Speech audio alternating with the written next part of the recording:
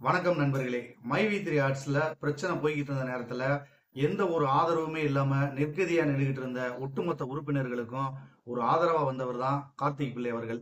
அந்த நேரத்துல நமக்கு நிறுவனம் சார்ந்து எந்த ஒரு தகவலுமே தெரியாம இருந்தப்ப நிறுவனம் தொடர்பா பல தகவல்கள், அதாவது சட்ட ரீதியாகவும் நடைமுறை ரீதியாகவும் பல தகவல்களை சேகரிச்சு அப்பப்ப நமக்கு வீடியோ மூலமா நமக்கு மிகப்பெரிய ஒரு ஆறுதலா இருந்தது கேடிவி கார்த்திக் பிள்ளை அவர்கள் தான். அவருக்கு இந்த இடத்துல கோடான கோடி நன்றிகள் சொல்ல நம்ம எல்லாருமே கடமைப்பட்டிருக்கோம். நிறுவனம் சார்ந்த பல தகவல்களை அவர் சொல்ல ஆரம்பிச்சதுக்கு அப்புறமா பாத்தீங்கன்னா நேர்மறையாகவும் எதிர்மறையாகவும் பல விமர்சனங்கள் அவர் மேல முன்னெடுத்து வைக்கப்பட்டுச்சு. அதை எல்லாத்தையுமே பொருட்படுத்தாம மக்களுக்கு தேவையான தகவல்களை நம்ம நேரடியா சொல்லணும், அதுலயும் குறிப்பா சட்ட ரீதியான பல தகவல்களை வெளிப்படையா அவங்களுக்கு புரியும்படியா சொல்லணும் அப்படிங்கிற ஒரு நோக்கத்துல பல தகவல்களை நமக்கு தொடர்ந்து சொல்லிக்கிட்டு இருந்தாரு. ஏன்னா அந்த நேரத்துல நம்ம கிட்ட இருந்த மிகப்பெரிய ஒரு பலகீனம் அப்படின்னு பாத்தீங்கன்னா சட்ட ரீதியான பல தகவல் நமக்கு தெரியாம இருந்ததுதான்.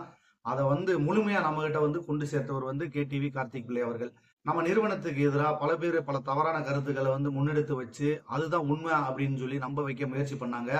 அந்த நேரத்துல இவர் நிறுவனம் சம்பந்தமா பல தகவல்களை நேரடியா நமக்கு கொடுத்து நமக்கு தன்னம்பிக்கையை மேம்படுத்தி நிறுவனத்துல இப்படித்தான் நடந்துகிட்டு இருக்கு அப்படின்னு சொல்லி பல தகவல்களை நேரடியா அவர் தான் நமக்கு சொன்னாரு. அவரை தவிர்த்து வேற யாருமே நமக்கு அந்த நேரத்துல ஆறுதலா இல்ல. இவர் அளவுக்கு நமக்கு தெளிவா சொல்லியிருப்பாங்களா அப்படின்னா யாருமே இல்ல. அந்த நேரத்துல இவரை தவிர்த்து மற்ற யாருமே எந்த ஒரு மீடியாவுமே நமக்கு ஆதரவாகவும் ஆறுதலாகவும் பேசுறதுக்கு முன் வரலங்கிறத மட்டும் எல்லா மக்களும் தெளிவா புரிஞ்சுக்கணும். கார்த்திக் பிள்ளை அவர்கள் பல எதிர்ப்புகளுக்கு நடுவுல நமக்காக நடுநிலை மாறாம நேர்மையா நின்றதுக்கு மறுபடியும் நம்ம பல 100 கோடி நன்றிகளை சொல்லிக்கிருவோம். ஆரம்ப காலத்துல இருந்தே கேடிவியினுடைய ஃபாலோவரா நான் இருந்துகிட்டு இருக்கேன். அவர் சொல்ற பல தகவல்கள் கரெக்டா இருக்கும். அதுலயும் கள்ளக்குறிச்சி வழக்குல நான் ரொம்ப உன்னிப்பா கவனிச்ச ஒரு வழக்கு. ஒரு நேர்மையான இன்வெஸ்டிகேஷன் ஜேர்னலிஸ்ட் அவர் இருக்கிறது நம்ம மக்களுக்கு தான் ஒரு பெருமையான ஒரு விஷயம். ஏன்னா இந்த காலத்துல இந்த மாதிரி ஒரு நேர்மையா இருக்கிற ஒருத்தர் பாக்குறது ரொம்ப கஷ்டம். அந்த மாதிரி அவர் அந்த ஒரு வழக்குல அவர் சிறப்பா செயல்பட்டாரு அப்படிங்கிற ஒரு தகவல் எனக்கு தெரியும். அவர் மை3 தொடர்பான தகவல்களை நான் முன்னெடுத்து சொல்ல போறேன் அப்படின்னு சொல்லி உள்ள வந்தப்ப எனக்குமே முழு நம்பிக்கை இருந்துச்சு. இவர் உள்ள வந்திருக்காருன்னா நிச்சயமா இந்த நிறுவனத்து மேல எந்த ஒரு தவறு இருக்காது அப்படிங்கறத முழுமையா நிரூபிப்பாரு அப்படின்னு நினைச்சேன். அதே மாதிரியே எந்த நோக்கத்துக்காக அவர் வந்தாரோ அந்த நோக்கத்தை கரெக்டா நிறைவேற்றி கொடுத்துட்டாரு. இறுதியா அவர் எம்டி பெயில வந்துட்டாரு அப்படிங்கிறத சொன்னதுமே அவர் தான் ஃபர்ஸ்ட் வெளியில சொன்னவர். அவர் சொன்னதுக்கு அப்புறம் தான் எல்லாத்துக்குமே தெரியும். ஆரம்பத்துல மட்டும் இல்ல, அந்த கடைசி நிகழ்வுல கூட நீங்க எங்க கூடயே பயணம் செஞ்சிருக்கீங்க அப்படிங்கிறப்ப எங்களுக்கு ரொம்ப மகிழ்ச்சியா இருக்கு. இன்னும் பல தகவல்களை உங்ககிட்ட நாங்க எதிர்பார்க்கிறோம். இதே நேர்மையோட பல வழக்குகளின் தகவல்களை எங்ககிட்ட கொண்டு சேர்க்கணும் அப்படின்னு சொல்லி மை3 ஆர்ட்ஸ் உறுப்பினர்கள் சார்பா இந்த இடத்துல நான் கேட்டுக்கிறேன். இனிவரும் காலங்களிலும் தொடர்ந்து உங்க சேனலோட நாங்க பயணிப்போம். ஏன்னா எல்லாருமே நாங்க உங்களுடைய ஃபாலோவரா இருக்கோம்.